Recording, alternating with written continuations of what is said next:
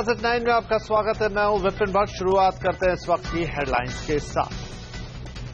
हंगामे के साथ हो सकता है संसद के शीतकालीन सत्र का आगाज। नोटबंदी पर ममता की अगुवाई में विपक्ष लामबंद, शिवसेना भी सरकार के खिलाफ। नोटबंदी में धांधली पर सख्ती, अब वोट देने की तरह नोट बदलने पर लगेगी स्याही। जनधन खातों पर भी रखी जा रही है नजर। कैश की कमी से परेशान जनता के लिए अच्छी खबर, पेट्रोल और डीजल करीब ₹1.5 तक सस्ता। नोटबंदी से परेशान किसानों को भी राहत, कैबिनेट ने किया दालों और तिलहन का समर्थन मूल्य बढ़ाने का फैसला। नोटबंदी से कैशलेस होता जा रहा है बाजार। सेंसेक्स 500 पॉइंट से ज्यादा टूटा, निफ्टी भी करीब 200 पॉइंट फिसला। 2 दिन में निवेशकों के 6 लाख करोड़ रुपए से ज्यादा स्वाहा। टाटा मिस्त्री का झगड़ा और गहराया, पहली बार विवाद में उलझा नीरा राडिया का नाम उधर ग्रुप की एक और कंपनी से साइरस की छुट्टी। हम जो टेलीफोन से अगर बोलें 25-30 बार ऐसे ही बोलेंगे जो आपको ब्लैक करना है वो परसेंट ही देना, बिकॉज इट्स बेटर। हम बात नहीं करते। पकड़ी गई फवाद खान और राहत फतेह अली खान की चोरी। नेटवर्क 18 की पड़ताल, बड़े पैमाने पर टैक्स में हेराफेरी कर रहे हैं पाकिस्तानी कलाकार। और व्हाट्सएप पर अब कीजिए फ्री वीडियो कॉल। भारत सहित 180 देशों में शुरू हुई फ्री वीडियो कॉल सर्विस। नोटबंदी से बाजार में मचा कोहराम रुक नहीं रहा है, क्योंकि बाजार कैशलेस होता जा रहा है। शुक्रवार की हाहाकारी गिरावट के बाद आज सेंसेक्स 514 पॉइंट से ज्यादा टूटा। निफ्टी भी 187 पॉइंट टूटकर 8,100 के करीब बंद हुआ। पिछले 2 दिनों में निवेशकों के 6.5 लाख करोड़ रुपए हवा हो चुके हैं। डॉलर की मजबूती और ब्लैक मनी पर मोदी बम से बाजार के सेंटीमेंट पूरी तरह से खराब हैं। बाजार का पूरा हाल बता रहे हैं हमारे सहयोगी आशीष वर्मा। पिछले कुछ दिनों से आपने ध्यान दिया होगा टाटा ग्रुप कंपनी इस फोकस में, और आज इसीलिए क्योंकि ओवर द वीकेंड रिजल्ट्स आए तो रिजल्ट्स कमजोर थे। टाटा मोटर्स और डीवीआर निफ्टी के टॉप लूजर्स 9 से 10% कमजोर। टाटा स्टील में आज 8% के आसपास ही कमजोरी थी। कंजम्पशन स्टॉक्स में कह रहा हूं, घरेलू अर्थव्यवस्था पर जो डिपेंडेंट है, खर्चों पर डिपेंडेंट है, वो पॉकेट्स प्रेशर में है। तो ग्रासिम, एशियन पेंट्स और तमाम सीमेंट कंपनीज जोड़ लीजिए इस लिस्ट में, सब दबाव के साथ आज फिर कामकाज कर रही थी। ऑटोज जहां पे वैल्यूएशंस महंगे हैं और अब दिक्कत आ रही है डिमांड को लेकर, टाटा मोटर्स तो प्रेशर में था ही था। आयशर मोटर्स, मारुति सुजुकी में आज दबाव देखने को मिला। सरकारी बैंक्स एक ऐसी पॉकेट थी जहां पे आज बाइंग देखने को मिली। प्राइवेट बैंकिंग स्पेस में प्रेशर था। IndusInd bank, yes bank, axis bank, Kotak Mahindra bank, ये सब प्रेशर में थे। लेकिन सरकारी बैंक्स क्योंकि रिजल्ट्स भी जो आए ओवर द वीकेंड अच्छे थे, बैंक ऑफ बड़ौदा, एसबीआई और कई सारे और सरकारी बैंक आज हरकत में नजर आए। मिड कैप स्पेस लेकिन यहां पे तगड़ी पिटाई हो रही है, और यहां पे तमाम एनबीएफसी देखिए किस तरह का तगड़ा प्रेशर था। 14 से 20% की कमजोरी के साथ ये एनबीएफसी कामकाज कर रहे थे। ज्वेलरी स्टॉक्स में पीसी ज्वेलर्स जैसा स्टॉक एक समय तो आज दिन के दौरान 30% कमजोर हो गया था। डीसीबी बैंक में 13-14% के आसपास की कमजोरी थी। तो स्टॉक स्पेसिफिक एक्शन बहुत तगड़ा है और mid cap, small cap pockets की बहुत ज्यादा पिटाई हो रही है इस समय। इधर नोटबंदी से बाजार अभी बुरी तरह गिरा हुआ है, लेकिन कोटक म्यूचुअल फंड के नीलेश शाह का कहना है कि पीएम मोदी के नोटबंदी के फैसले से बैंकिंग शेयरों को फायदा होगा। का सबसे बड़ा फायदा होगा 2 क्षेत्र को। एक बैंकिंग एंड फाइनेंशियल सर्विसेज क्षेत्र, बिकॉज एक लोगों ने अपने पैसे ऑलरेडी बैंक में जमा करा के रखे हैं, और दूसरा जो फाइनेंशियल ट्रांजैक्शंस है वो अब कैश से क्रेडिट की साइड के ऊपर बैंकिंग साइड पे शिफ्ट होते रहेंगे। तो बैंकों को नए क्लाइंट मिलेंगे या पुराने क्लाइंट बैंक को ज्यादा यूज करेगी, उनकी डिपॉजिट बेस बढ़ेगी, तो उस वजह से बैंकिंग क्षेत्र को फायदा होगा। नोटबंदी पर हो रही सियासत के बीच आज काफी गहमा गहमी वाला दिन रहा। आज शाम हुई सर्वदलीय बैठक में सरकार ने सभी मुद्दों पर विपक्ष को चर्चा का भरोसा दिया है। बैठक में प्रधानमंत्री मोदी ने सभी दलों से साथ आने की अपील की है ताकि जनता के सामने नेताओं की छवि को सुधारा जा सके। बैठक के बाद सरकार ने उम्मीद जताई कि कल से शुरू हो रहे संसद के शीतकालीन सत्र में सभी दलों का समर्थन उन्हें मिलेगा।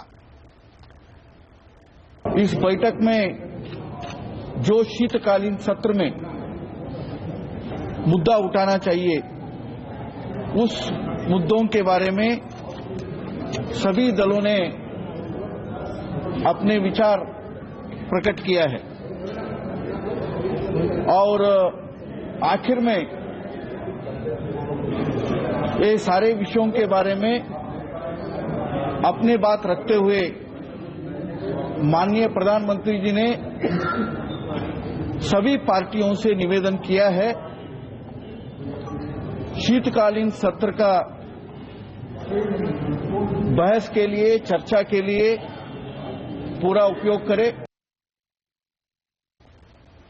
इस पॉलिसी की वजह से जो इन्होंने जल्दी में लाई और बगैर तैयारी के लाई, उसकी वजह से नुकसान नहीं उठा, सब लोग नुकसान उठा रहे हैं।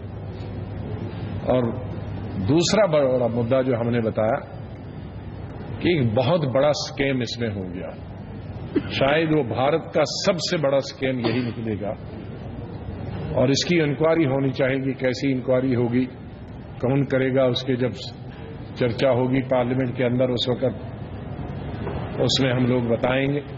कल से संसद का शीतकालीन सत्र है और उससे पहले आज ये सर्वदलीय बैठक, लेकिन दूसरी तरफ आज विपक्षी दलों ने बैठक कर सरकार को नोटबंदी पर घेरने का फैसला किया है।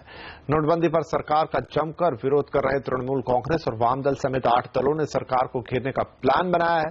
कल से संसद का शीतकालीन सत्र शुरू हो रहा है और कांग्रेस ने भी सत्र के पहले ही दिन कार्य स्थगन प्रस्ताव का नोटिस दे रखा है।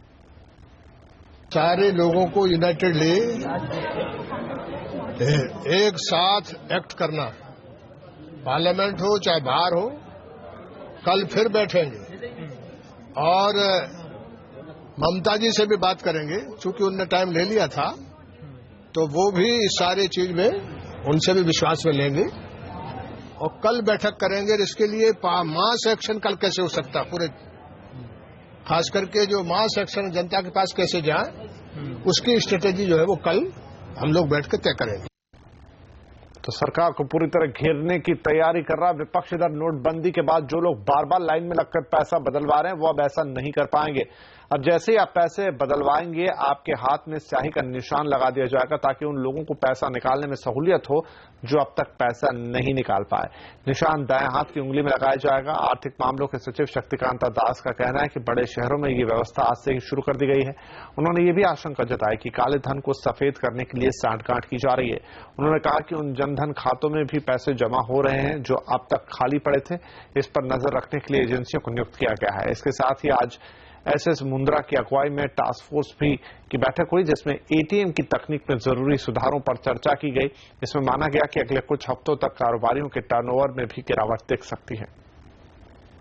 इंक वाले मुद्दे पर दो मुद्दा है कि कैसे आप पहचानेंगे कि इंक के निशान जो लगाए गए हैं वो आज के हैं और कल के हैं। मान लिया हमने 2000 रुपए एक्सचेंज किए तो क्या हम अगली बार सेम डे में, क्योंकि 4500 कैश है, वो ऑपरेटिंग इंस्ट्रक्शंस बैंकों को दिया जाएगा, वो कैसे उसको हैंडल किया जाएगा वो ऑपरेटिंग इंस्ट्रक्शंस हम बैंक्स को दे देंगे। लेकिन उसको आप जो कह रहे हैं कि वो आज जा रहा है फिर कल जा रहा है, उसको आइडेंटिफाई करने के लिए वो हम ऑपरेशनल इंस्ट्रक्शंस दे देंगे।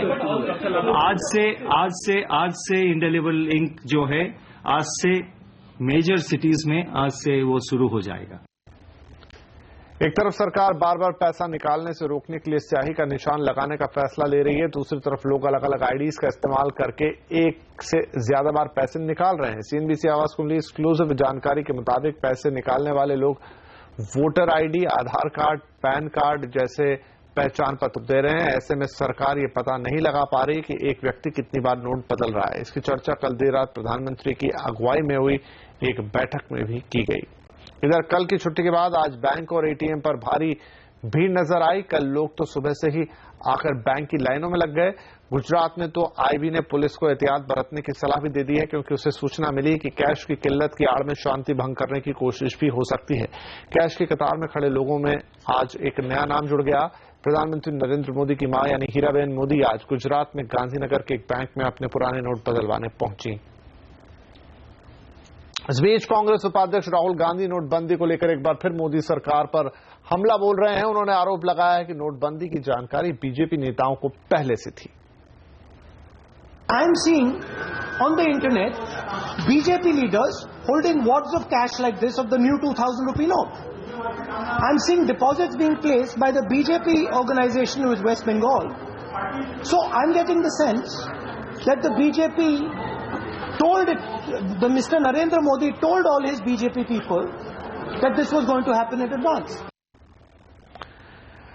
इस बीच सुप्रीम कोर्ट ने नोटबंदी पर स्टे लगाने की याचिका को आज खारिज कर दिया। हालांकि सुप्रीम कोर्ट ने जनता को हो रही असुविधा से निपटने के लिए सरकार और आरबीआई से तैयारियों की जानकारी मांगी है। कोर्ट ने सरकार या आरबीआई को कोई नोटिस दिए बगैर अगली सुनवाई 25 नवंबर को करने का फैसला किया। नोटबंदी पर टोल प्लाजा पर खास असर दिख रहा है। एनएचएआई के चेयरमैन राघव का कहना है कि हर टोल प्लाजा को रोज 60 से 75 करोड़ का नुकसान हो रहा है। उन्होंने कहा कि टोल प्लाजा के लिए कैश देने के लिए उन्हें आरबीआई से बात की है।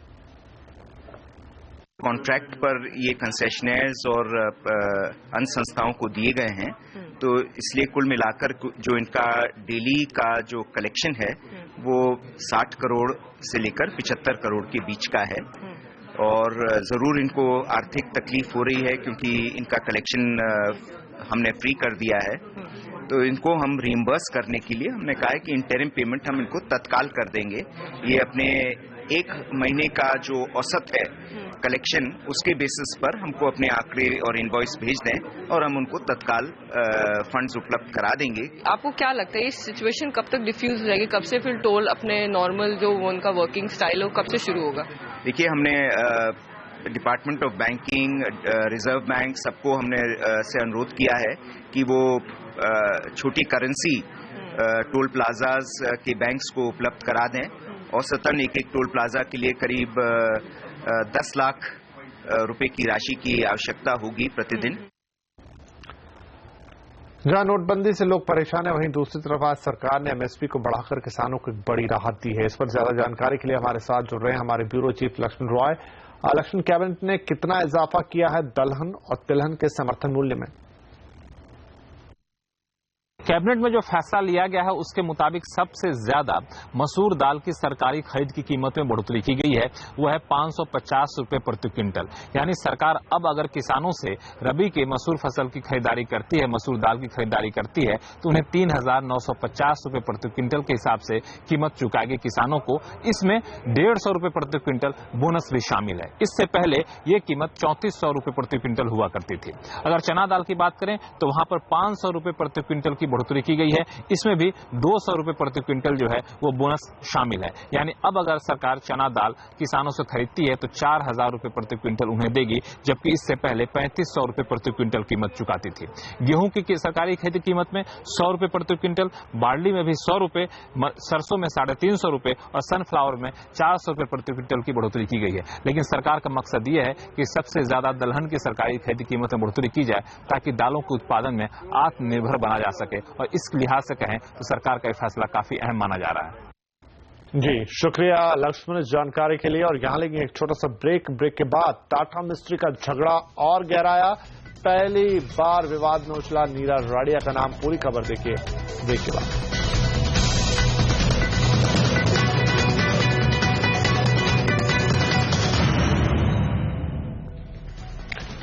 टाटा मिस्त्री की लड़ाई में हर रोज कुछ न कुछ नया होता रहता है और मिस्त्री ने रतन टाटा के खिलाफ अब तक का सबसे बड़ा व्यक्तिगत हमला बोलते हुए नीरा राडिया का नाम आज उछाल दिया। उन्होंने आरोप लगाया है कि नीरा राडिया को 40 करोड़ रुपए सालाना दिए जाते थे। उधर टीसीएस के बाद सारस मिस्त्री की टाटा ग्लोबल ब्रिवरेज से भी छुट्टी हो गई है। कंपनी के 10 में से 7 डायरेक्टर्स ने मिस्त्री की बर्खास्तगी का समर्थन किया। मिस्त्री की जगह अब हरीश भट्ट को टाटा ग्लोबल्स का नया चेयरमैन बनाया गया है। आपको बता दें कि टाटा सन्स ने Tata steel, Tata Motors, Tata chemicals और इंडियन होटल्स से भी एक्स्ट्राऑर्डिनरी जनरल मीटिंग बुलाकर मिस्त्री को हटाने के लिए कहा है। नोटबंदी के कारण तरह तरह की तकलीफों के बीच एक राहत की खबर आई है। पेट्रोल का दाम ₹1.46 और डीजल का दाम ₹1.53 घटा दिया गया है। 15 तारीख रात 12 बजे के बाद से नए दाम लागू हो जाएंगे। इधर महंगाई के मोर्चे पर भी राहत की खबर है। अक्टूबर में रिटेल महंगाई घटकर 4.2% पर आ गई है, जो कि 14 महीने का सबसे निचला स्तर है। सबसे ज्यादा राहत दालों की महंगाई से मिली है, जो 14% से गिरकर 4% पर आई है। खाने पीने की महंगाई 3.88% से गिरकर 3.32% रही है। खाने पीने के अलावा फ्यूल की महंगाई में भी कमी आई है। अभी कुछ ही दिन पहले की बात है जब पाकिस्तानी कलाकारों का देश में विरोध हो रहा था, तब कई लोगों ने पाकिस्तानी कलाकारों का ये कहकर समर्थन किया था कि कलाकारों को सरहद की सीमाओं में नहीं बांधना चाहिए। लेकिन आपको जिन पाकिस्तानी कलाकारों को हम इतना प्यार देते हैं वो हमारे देश से गद्दारी कर रहे हैं। नेटवर्क की टीम के खुफिया कैमरे ने इन्हें बेनकाब कर दिया है। बेनकाब होने वाले कलाकारों में एक्टर फवाद खान और राहत फतेह अली खान जैसे बड़े नाम हैं। ये लोग बड़े पैमाने पर टैक्स की चोरी कर रहे हैं। ज्यादा जानकारी के लिए बात करेंगे अपने संवाददाता विवेक गुप्ता से। अब विवेक, क्या खुलासा हुआ है इस स्टिंग ऑपरेशन में? नितिन, देखिए, सबसे पहले आपको बताना चाहेंगे कि इस पूरे स्टिंग ऑपरेशन में 4 बड़े पाकिस्तानी कलाकारों का जो जिस तरह से वो मनी ट्रांजैक्शन करते थे, जिस तरह से वो भारत में आके काम करते थे और टैक्स चोरी करते थे, उसका खुलासा हुआ है। उसमें जो सबसे पहला नाम आपको बताएंगे कि फवाद खान, एक जो बड़े एक्टर हैं पाकिस्तान के, उन्हें जब खुफिया कैमरे में पकड़ा गया और उन्हें ऑफर दिया गया कि हिंदुस्तान में एक इवेंट में उन्हें आना है, साथ ही साथ एक टूर ऑर्गेनाइज करना है, तो जिसके एवज में उन्होंने कहा कि उनकी जो फीस है वो तकरीबन 1 करोड़ रुपए है। तो उनके एजेंट का साफ तौर पर कहना था कि 1 करोड़ रुपए उनकी फीस है। अगर उसमें वो ब्लैक मनी, यानी कि अगर थोड़ी सी व्हाइट और ब्लैक कर सकते तो उसमें वो भी ठीक रहेगा। तो जो फवाद खान के जो एजेंट है उन्हें साफ तौर पर कहा कि इसमें फवाद खान को आप 40% जो पैसा है, लगभग 40 लाख रुपए, आप उन्हें ब्लैक में दे सकते हैं ताकि उनका जो 15% सर्विस टैक्स है वो बच सकता है। बाकी का जो 60 लाख रुपए है वो कैश में दे सकते हैं। तो यानी कि आप समझ सकते हैं कि जो पाकिस्तानी कलाकार हिंदुस्तान में आकर काम करते हैं, जो उनका जो service tax government, Indian government को देना चाहिए, वो किस तरह से चुरा रहे हैं। खुफिया कैमरे में हो गया कि जिस तरह से वो जो उनके एजेंट जो मुंबई में ही है, वो किस तरह से जो हमारे संवाददाता उनसे बातचीत कर रहे हैं कि ब्लैकिंग जो ब्लैक जो काला धन है, जो ब्लैक अमाउंट है वो आराम से कैश दे देंगे तो उसकी कोई दिक्कत नहीं होगी। जो दूसरा बड़ा नाम है राहत फतेह अली खान, उनको भी ऑफर दिया गया था कि इंडिया में एक इवेंट बड़ा सा ऑर्गेनाइज करना है, उसमें अगर वो आएंगे तो कितने पैसे लेंगे। उसमें भी उन्होंने कहा कि उनका जो चार्जेज वो तकरीबन 80 से 90 लाख रुपए उनका चार्जेज है। साथ ही साथ जब उन्हें कहा गया कि जब पेमेंट किस तरीके से लेंगे और इसमें कुछ ब्लैक एंड व्हाइट हो सकता है, तो उनके एजेंट ने भी 700 रुपए कहा कि आराम से इसमें ब्लैक एंड व्हाइट हो सकता है, लेकिन शर्त यह है कि उनका जो एनजीओ है, एनजीओ में आप 40 लाख रुपए जमा करा दीजिए, बाकी के जो बचे हुए पैसे हैं वो हम 1 नंबर में यानी कि व्हाइट अमाउंट ले सकते हैं। तो साफ तौर पर आप समझ सकते हैं नितिन, जब एनजीओ में पैसे ट्रांसफर होंगे तो उसकी लिखापढ़ी कहीं भी नहीं होगी, जो फिर एक बार जो सर्विस टैक्स जो भारतीय सरकार को जाना चाहिए था वो इसमें भी नहीं जाएगा। तो तीसरा बड़ा नाम है शफाकत अमानत अली, उनको भी ये ऑफर दिया गया था। हिंदुस्तान में एक शादी है, एक बड़ा सा इवेंट है, उसमें उन्होंने आना है, तो उनका साफ तौर पर कहना था कि वो 30 से 40 लाख रुपए इसमें मांग लेंगे। उस शफाकत के भी एजेंट ने भी हमारे संवाददाता से कहा कि वो आने के लिए तैयार है, लेकिन पेमेंट किस तरह रहेगा इस पर उनको उस पर ज्यादा ध्यान दिया जाएगा। जब हमारे संवाददाता ने कहा कि उनके पास पेमेंट की कोई कमी नहीं है, पूरा कैश उनके पास रखा हुआ है, अगर वो उसमें ब्लैक अमाउंट जो ब्लैक मनी अगर लेने के लिए अगर राजी होते तो वो उसके लिए भी रेडी है। तो शफाकत हमारे तली के जो एजेंट है उन्होंने भी साफ तौर पर कहा कि उसमें कोई दिक्कत नहीं है, जो भी उनके चार्जेस हैं उसमें वो 50% तक कैश ले सकते हैं, और जो ओवरसीज बैंक अकाउंट है, जो बाहर जो इंडिया के बाहर जो दुबई और ऑस्ट्रेलिया में बैंक अकाउंट है, उसमें वो ट्रांसफर कर सकते हैं। तो ये कहीं ना कहीं नितिन अब ये सामने आ रहा है कि जो पाकिस्तानी कलाकार यहाँ पर हिंदुस्तान आते हैं, बड़ी बड़ी बॉलीवुड फिल्मों में और जो बड़े बड़े इवेंट में काम करते हैं, जिसमें वो करोड़ों रुपए कमाते हैं, लेकिन जो सर्विस टैक्स जो भारतीय सरकार को देना चाहिए उसको बचाने के लिए वो अलग अलग तरीके अपनाते हैं। इसमें 3 महत्वपूर्ण चीजें हैं। पहली चीजें हैं कि कैश में लेकर आप उसमें जो ब्लैक अमाउंट है उसको रफा दफा कर सकते हैं। साथ ही साथ उन्होंने ये भी कहा है कि ऑस्ट्रेलिया या दुबई दूसरे ओवरसीज बैंक अकाउंट है उसमें भी पैसा ट्रांसफर कर सकते हैं, जिससे इनका सर्विस टैक्स बच सके। जी, तो ये वो हथकंडे हैं जो ये पाकिस्तानी कलाकारों ने अपनाए हैं। जाहिर तौर पर ये धोखा देने जैसी बात है, टैक्स बचाने की बात कर रहे हैं, यहीं पे कमा रहे हैं, लेकिन टैक्स देने से कतरा रहे हैं। चलिए यहां पर हम लेते हैं एक छोटा सा ब्रेक, और ब्रेक के बाद अब वीवो के 20 मेगापिक्सल वाले स्मार्टफोन से लीजिए सेल्फी। फोन में क्या है और खास, देखिए आगे।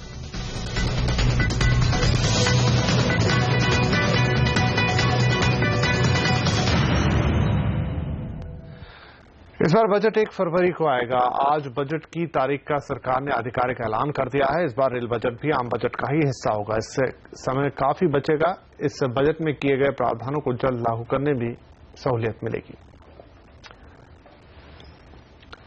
अब व्हाट्सएप पर वॉइस कॉलिंग के साथ साथ आप वीडियो कॉलिंग भी कर सकते हैं। एक लंबे इंतजार के बाद इंस्टेंट मैसेजिंग ऐप व्हाट्सएप ने आज से वीडियो कॉलिंग की सेवा शुरू कर दी है। आने वाले कुछ दिनों में यूजर सिर्फ एक अपडेट के बाद व्हाट्सएप पर वीडियो कॉल कर सकेंगे। चाइनीज कंपनी वीवो ने आज दुनिया का पहला ऐसा स्मार्टफोन लॉन्च किया है जिसमें सेल्फी लेने के लिए 20 मेगापिक्सल का कैमरा फोन दिया गया है। इस फोन के बारे में फर्स्ट इंप्रेशन दे रहे हैं हमारे टेक गुरु अभिषेक तालक।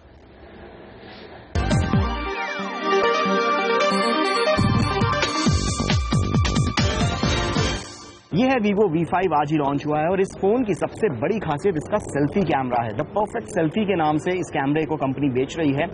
20 मेगापिक्सल, ये दुनिया का पहला ऐसा स्मार्टफोन है जिसके अंदर 20 मेगापिक्सल सेल्फी कैमरा दिया गया है और इस कैमरे को कंपनी ने काफी अलग तरीके से डिजाइन किया गया है। ना सिर्फ इसकी अपर्चर वैल्यू बढ़ाई गई है जो कि प्राइमरी कैमरे के बराबर ही लगभग है, इसके अलावा जो इसमें फ्रंट फेसिंग फ्लैश दिया गया है। ओवरऑल ये फोन काफी इंप्रेसिव लग रहा है पहली नजर में। अगर हम बाकी फीचर्स की तरफ भी इसकी देखें तो फुल यूनिबॉडी मेटल डिजाइन दी गई है, कर्व एजेस हैं जिसके कारण से काफी परफेक्टली फिट बैठता है हाथ में। 5.5 इंच की स्क्रीन जरूर इसके अंदर दी गई है पर जब आप इस फोन को हाथ में लेते हैं तो ये इतना ज्यादा बड़ा लगता नहीं है, बहुत आसानी से मैनेज कर सकते हैं आप इस फोन को। रैम जो है वो 4GB रैम दी गई है, 1.5 गीगाहर्ट्ज का ऑक्टा-कोर प्रोसेसर इसके अंदर दिया गया है। 17,980 रुपीज इसकी प्राइसिंग रखी गई है और आप इसको कल से प्री ऑर्डर कर सकते हैं और इसकी पहली सेल जो शुरू होगी वो 24 नवंबर से शुरू होगी, यानी कि 24 नवंबर के बाद आप इस फोन को खरीद सकते हैं। कुल मिलाकर अगर फर्स्ट इंप्रेशन देखा जाए सेल्फी के मामले में काफी इंप्रेसिव लग रहा है। एक नई पहल कंपनी ने करने की कोशिश की है। रिव्यू इसका जल्द ही हम टेक गुरु पर दिखाएंगे। तब तक के लिए फर्स्ट हैंड्स ऑन के हिसाब से तो फोन काफी इंप्रेसिव है। स्पोर्ट्स कॉम्पैक्ट एसयूवी सेगमेंट में अपनी पकड़ को मजबूत करने के लिए पोर्शे ने मकान का R4 वेरिएंट लॉन्च किया है। इसकी कीमत है 76,84,000 रुपए। R4 वेरिएंट मकान का बेस मॉडल है और इसमें 2 लीटर का पेट्रोल इंजन लगा है जो 252 bhp का पावर देगा। इसका सीधा मुकाबला जगुआर के F-Pace से है। और आवाज एट 9 में फिलहाल इतना ही, लेकिन खबरों पर लगातार अपडेट आपको मिलेगा CNBC पर जुड़ने से ट्विटर, फेसबुक और यूट्यूब के जरिए। नमस्कार।